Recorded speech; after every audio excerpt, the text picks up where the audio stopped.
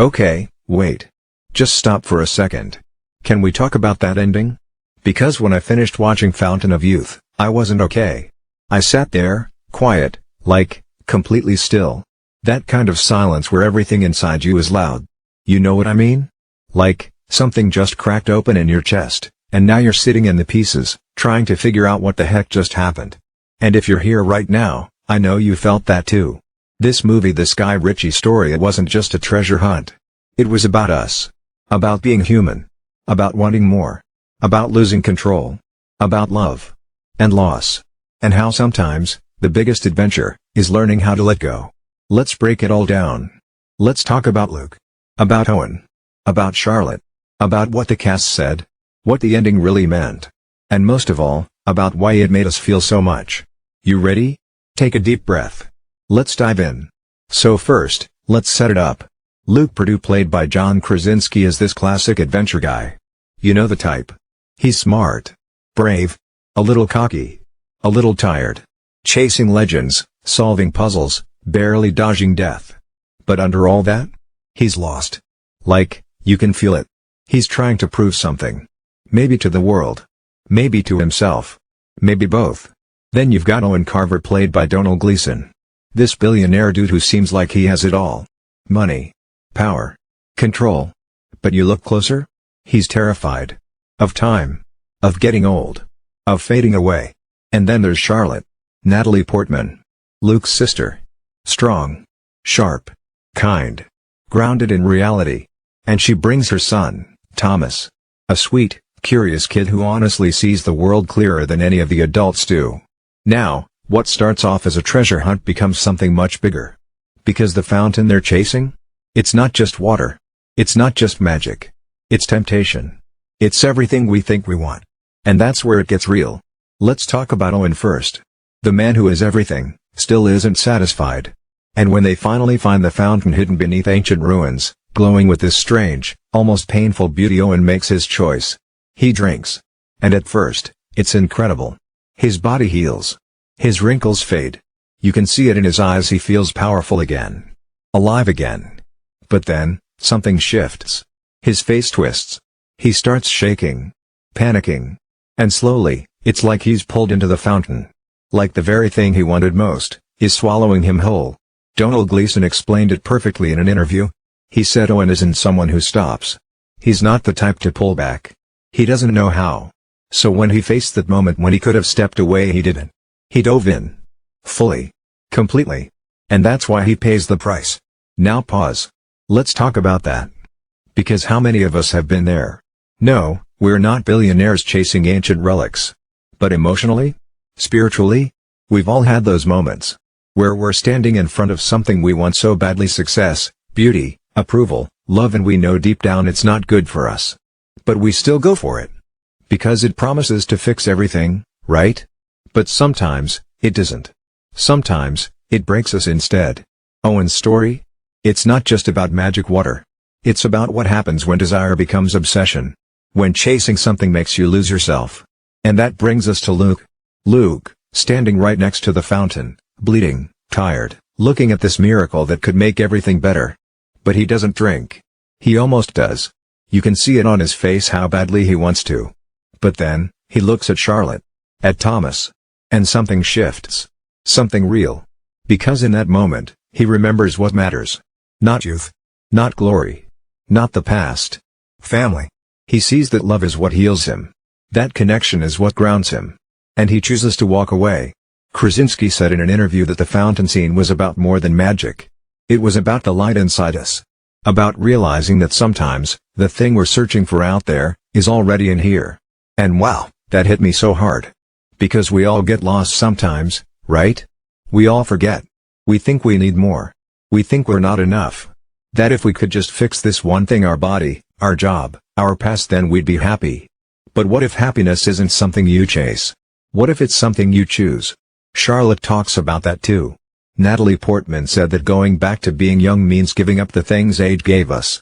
Our stories. Our scars. Our people. And that's what Owen loses. He trades all that for what? A moment of power? A second of feeling new? But Luke keeps it. Because he chooses love. Over ego. Over pride. over the shiny thing. And that choice? That's everything. Now let's talk about what happens after. The fountain gets sealed again. Covered. Buried. Hidden from the world. And Guy Ritchie, the director, said something really powerful, that the fountain will only show itself again when humanity learns how to resist the temptation. That hit me like a truck. Because this isn't just about an adventure movie anymore. It's about all of us. About the human condition. About how we're always wanting more, more, more. But the truth is, we already have enough. We just forget. And that's what this story is really saying. Luke didn't win by drinking. He won by walking away. And that's not weakness. That's strength. Charlotte didn't save the day by finding the fountain. She saved it by protecting her family. And Owen? Owen didn't die because of the fountain. He died because he couldn't stop himself. That's the real tragedy. Now I want to ask you something. Have you ever chased something so hard you forgot why you started? Have you ever wanted something so badly you didn't care what it cost? Have you ever had to choose between your dream and your people? Because that's what this story is about. Not ancient magic. But human hearts. And I think that's why it sticks with us. That's why we're still thinking about it. Because deep down, we all have our own version of the fountain. That thing we think will fix us. That thing we're afraid to walk away from. But maybe, we need to. Maybe healing isn't about getting what you want.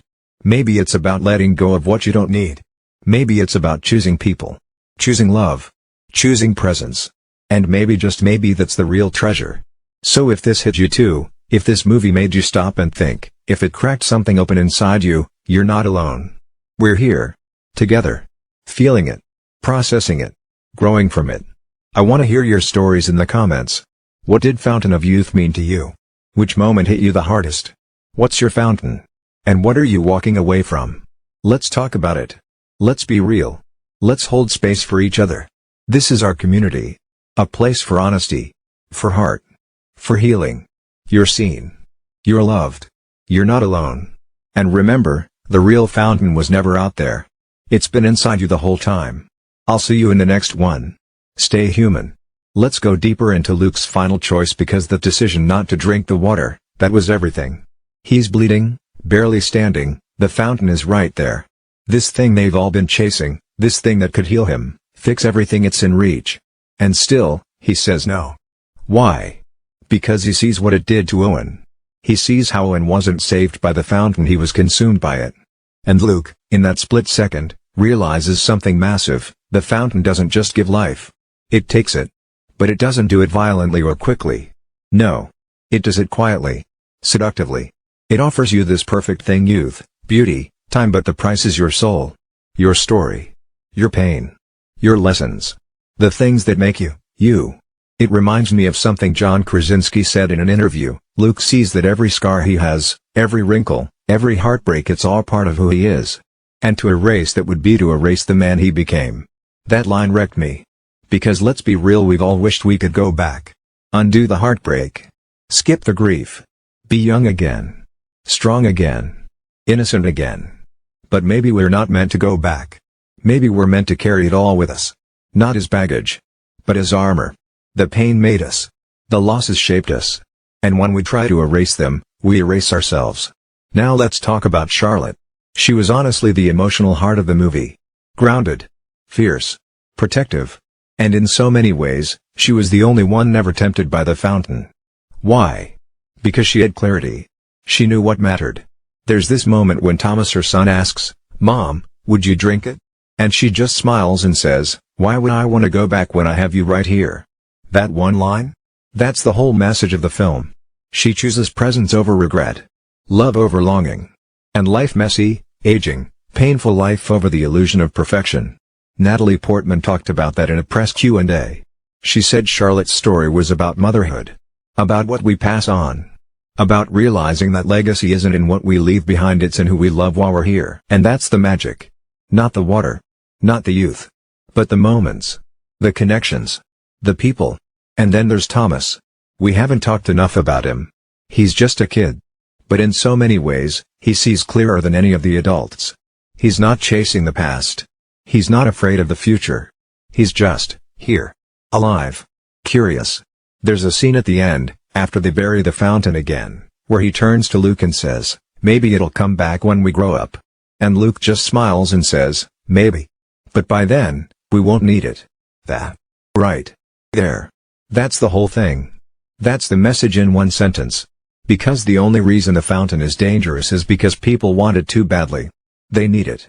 They're desperate for it. But when we stop chasing it, when we grow up emotionally, spiritually, we don't need shortcuts anymore. We're not trying to escape life. We're trying to live it. Now let's go back to Owen for a second.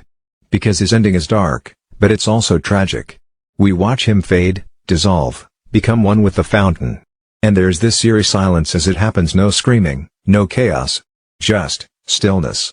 And that's what makes it so haunting. Because he got what he wanted. And it destroyed him. It's a warning, honestly. About addiction. About ambition. About what happens when we chase something to the point where it consumes us.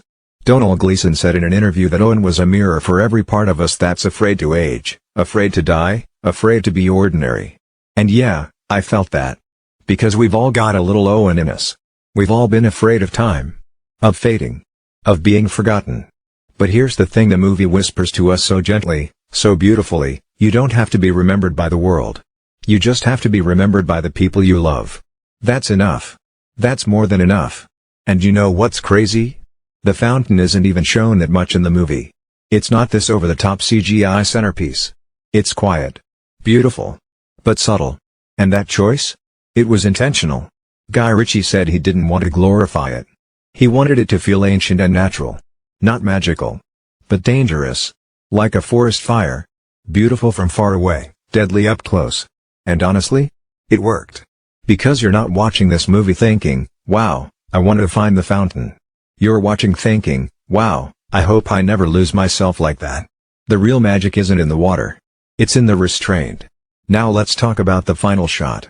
Luke, Charlotte, and Thomas are walking away from the ruins. The camera pulls back. The jungle swallows them.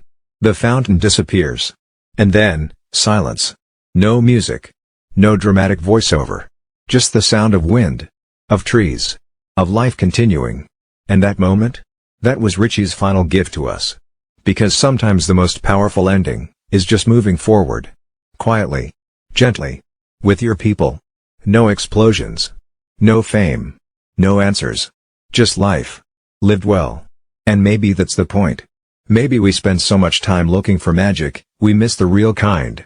The kind in the late night talks. In holding someone's hand. In forgiveness. In growing old together. In laughing until your ribs hurt. In showing up when it's hard. That's the real fountain of youth. It's not something you find. It's something you become. So yeah, Fountain of Youth wasn't just a film. It was a mirror. A question. A call to slow down. To look around. To stop chasing, and start choosing. And now, I want to leave you with a thought. What if the fountain in your life isn't water, but something else? Fame? Perfection? Control? Approval? What if it's that job you think will finally make you feel worthy? That relationship you think will heal you? That dream that's quietly become your prison? What if, the most powerful thing you could do, is walk away? Not because you're weak. But because you're finally strong enough to say, I don't need to be more. I am already enough. Sit with that. Let it sink in. And when you're ready, come talk to me in the comments. Tell me your story. Tell me what you're choosing to let go of. Tell me what your fountain looks like. Because I'll be there. Reading. Listening.